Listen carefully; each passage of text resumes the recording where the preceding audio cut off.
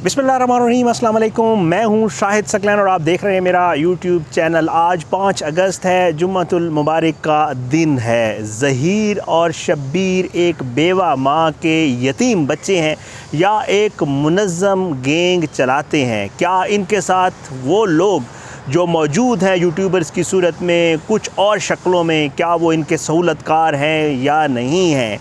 ये वो सवाल है जिस दिन से ये मग़विया बच्ची वाला मामला हुआ। इस सवाल के ऊपर हम भी बात कर रहे हैं, आप लोग भी हमसे सवालात पूछते हैं। मुख्तलिफ़ अतराफ़ से मुख्तलिफ़ किस्म के इसके ऊपर दलाइल आते हैं। हमारा पहले दिन से ये मौक़िफ़ है कि ज़ाहिरी बात है, जिस मनसूबाबंदी के साथ इस बच्ची को ले जाया गया था उससे वाज़ेह तौर पे नज़र आता है कि ये लोग प्रॉपर प्लानिंग के साथ सारा कुछ ये करते रहे हैं। लेकिन आज जो है मैं आपको इकरारुल हसन की कुछ चीज़ें आपके सामने रखूँगा जिसमें उन्होंने बाकायदा तौर पे 9 बड़ी वजूहात जो है वो बताई हैं और उसमें उन्होंने कहा है कि अगर ये 9 बड़ी वजूहात सामने रखें तो इसमें कोई शक बाकी नहीं रह जाता कि ये लोग मुनज़्ज़म गैंग हैं और ये लोग बाकायदा तौर पे ना सिर्फ इस मग़विया बच्ची को ले गए थे बल्कि शायद इससे पहले भी कुछ बच्चियां इनका निशाना बन चुकी हैं। बहरहाल उसके अलावा आपका एक बहुत बड़ा सवाल हमसे भी होता है और वो ये होता है कि अगर ये सारा कुछ है और दूसरी तरफ की जो पार्टी है, जो इनके फैसिलिटेटर्स हैं, जो इनके सहूलतकार हैं, जिनकी अब चीखें निकल रही हैं, उनके हवाले से आगे चल के मैं अगली वीडियो जो है इस हवाले से करूँगा कि आखिर उनकी ये चीखें क्यों निकल रही हैं और क्यों माफ़ियाँ मांग रहे हैं और माफ़ी मांग के क्या कुछ कह रहे हैं। अली काज़मी को किस तरह अप्रोच किया जा रहा है अगली वीडियो में आपके सामने रखूँगा।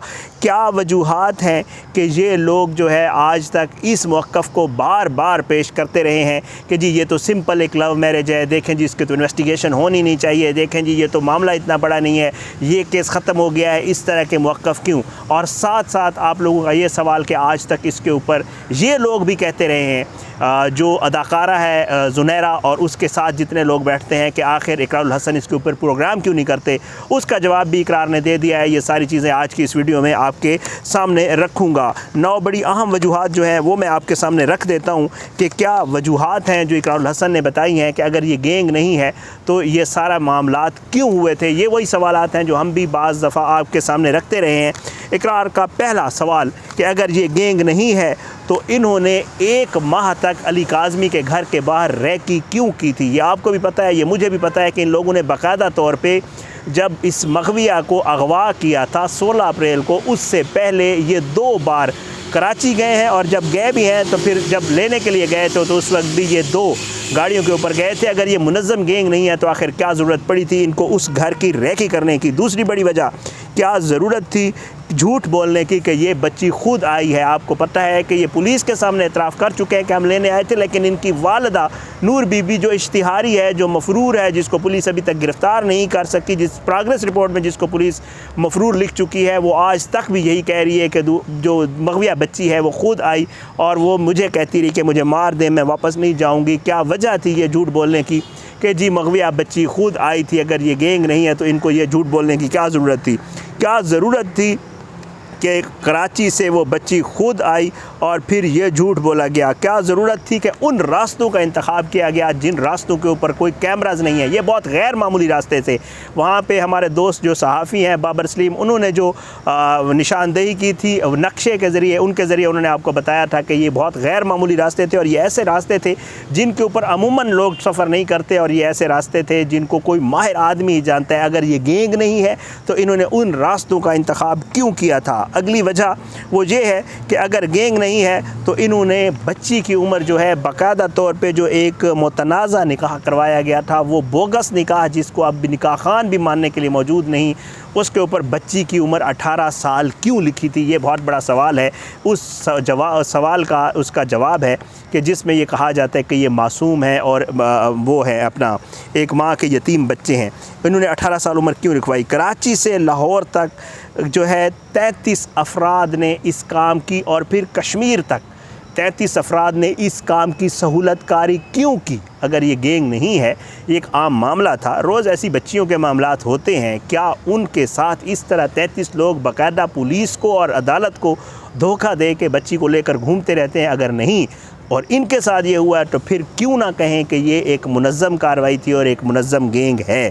साथ साथ अगर गैंग नहीं तो इनके साथ जो है क्यों इतने ये घटिया ज़बान रखने वाले, ये थड़े की बातें करने वाले, ये इस तरह के लोग इनके साथ शामिल हो गए। और कुछ यूट्यूबर्स जो बाकायदा तौर पे आए ही इसी काम के लिए हैं कि जी वो इस काम पे काम करें। उन्होंने यूट्यूब चैनल्स भी अभी बनाए और अभी उनके यूट्यूब चैनल चलना शुरू हुए हैं।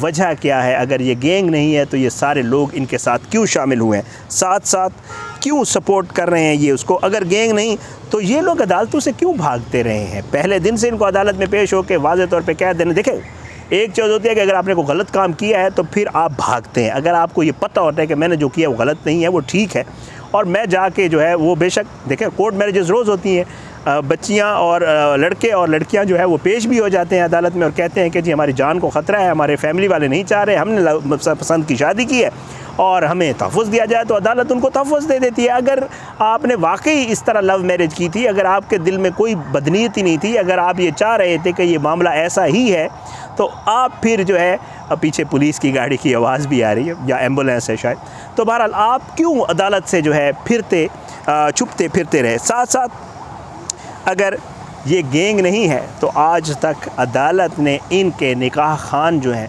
उनकी ज़मानत मंजूर क्यों नहीं की? वो बोगस निकाह जो करवाया गया और उस बोगस निकाह और मुतनाज़ा निकाह में जो गवाह है उसको आज तक अदालत उसकी ज़मानत मंजूर क्यों नहीं कर रही? और उसके साथ साथ आज तक ये लोग शामिल तफ्तीश क्यों और पुलिस के सामने क्यों एतराफ़ कर रहे हैं कि हमने ये गलती की है?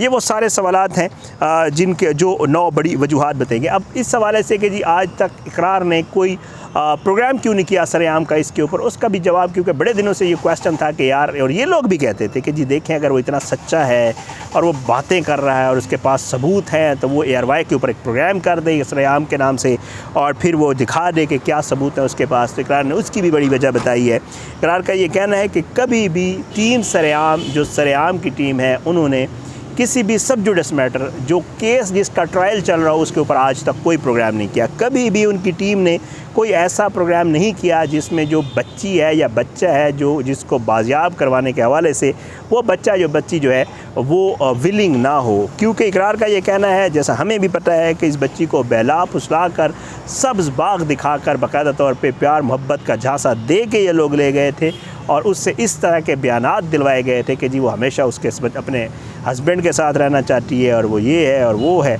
इस तरह की बातें। और साथ साथ इन्होंने, आपको पता है कि उसके दिल में अपने वालिदैन के लिए इतनी नफ़रत भर दी और बैठ के इन्होंने जो जहर उगला है, उसके बाद जो है इकरार का ये कहना है कि उसके लिए ये पॉसिबल नहीं था कि वो इसके ऊपर कोई बात करता। बहरहाल वो कहता है कि इन्होंने जो प्यार मोहब्बत का जाल बिछाया था, ज़ाहिर है बच्ची उसमें फ़िलहाल बच्ची को जब ये सारा मामला हुआ तो उसके ऊपर जो है बच्ची जो है इनके ज़ेर असर थी, तो इस वजह से उसने ऐसा कोई प्रोग्राम नहीं किया। बहरहाल इकरार का ये कहना है, आप भी उनकी वीडियो देखी होगी, जिसमें वो कहते हैं कि जी मैंने जब मुझे लगा कि जी इस बच्ची की जान को ख़तरा है, मैंने तब जो है इसके ऊपर बात की है और आइंदा भी बात करता रहूँगा। और मैं ये विश, मेरी भी ये ख्वाहिश है कि इस मामले के साथ जो है हम तो कर रहे हैं, हम तो रोज़ कर रहे हैं, हमारा तो यही काम है। ज़ाहिर है हम तो और भी चीज़ें रिपोर्ट कर रहे होते हैं और भी चीज़ें आपको बता रहे होते हैं और भी केसेस के हवाले से कर रहे होते हैं, लेकिन इस केस के ऊपर फोकस या इन केस जैसे केसेस के ऊपर फोकस करने के लिए ये भी बड़ा ज़रूरी है कि हमारे साथ साथ कुछ ऐसे और भी लोग शामिल हो जाएँ, जैसे इकरार है या जिनकी से है, जिनको लोग, ज़ाहिर बात है उनकी अपनी एक व्यूवरशिप है, उनकी अपनी एक उनके कहने का एक ज़्यादा असर, हमारे कहने का असर होता है लेकिन उनके कहने का बहुत ज़्यादा असर होता है। तो हमारी भी ये ख्वाहिश है कि ऐसे लोग जो है इस मामले में शामिल हो जाएं, ताकि ये मामला जो है जो इतना आसानी से ख़त्म होने तो हम इंशाअल्लाह वैसे भी नहीं देंगे और इतना जल्दी ख़त्म होने वाला भी नहीं है, और इसको प्रॉपर जो है इसको इन्वेस्टिगेशन, हमारी भी कोशिश है कि इसकी प्रॉपर इन्वेस्टिगेशन होनी चाहिए। तो कुछ ऐसे लोग मज़ीद शामिल होंगे तो इंशाअल्लाह इसकी इन्वेस्टिगेशन और इसकी तहकीकात मज़ीद वसी होंगी और इनके जितने भी सहूलतकार हैं, जिन लोगों ने आज तक इनको फैसिलिटेट किया या किसी भी तरीके से किरदार अदा किया है, हम चाहते हैं कि उनको भी बाकायदा तौर पर इन्वेस्टिगेट होना चाहिए कि आखिर उनका इसके पीछे क्या एजेंडा था और वो क्या चाहते थे। बहरहाल ये वो सारी चीज़ें थी। आज जो है कराची में 2-3 बड़ी डेवलपमेंट्स हुई और कल बहुत बड़ी डेवलपमेंट होने जा रही है। इंशाअल्लाह अगली जो वीडियोज़ होंगी उस हवाले से होंगी, क्योंकि जो है ये जो गैंग के हवाले से बात है इसमें कुछ नई चीज़ें आई थी, मैंने कहा आपके सामने रख दूँ। बहरहाल आज की वीडियो से इतने, आने वाली वीडियो तक के लिए इजाज़त है। अपनी दुआ में याद रखें। अल्लाह पाकिस्तान कामी नासिर इसके खिलाफ साथ से करने वालों को नस्ल-ए-नाबूद करे, ज़ालिमों को इबरत का निशान बनाए, मज़लूमों को इंसाफ मिले। अपनी दुआ में याद रखें। पाकिस्तान जिंदाबाद। और आखिर में वही बात कि फ़ीडबैक ज़रूर दिया करें। आपका फ़ीडबैक हमारे लिए बड़ा मैटर करता होता है और हमारी कोशिश होती है कि आपके फ़ीडबैक के ऊपर जो है वो हम अपना जो है अपने आप को ठीक भी करते हैं, अपने आप को बेहतर करने की भी कोशिश करते हैं। और आपका बहुत बहुत शुक्रगुजार है कि आप वीडियोज़ भी देखते हैं और उसके ऊपर फ़ीडबैक देखते हैं। इजाज़त दें, पाकिस्तान जिंदाबाद, अल्लाह हाफ़िज़।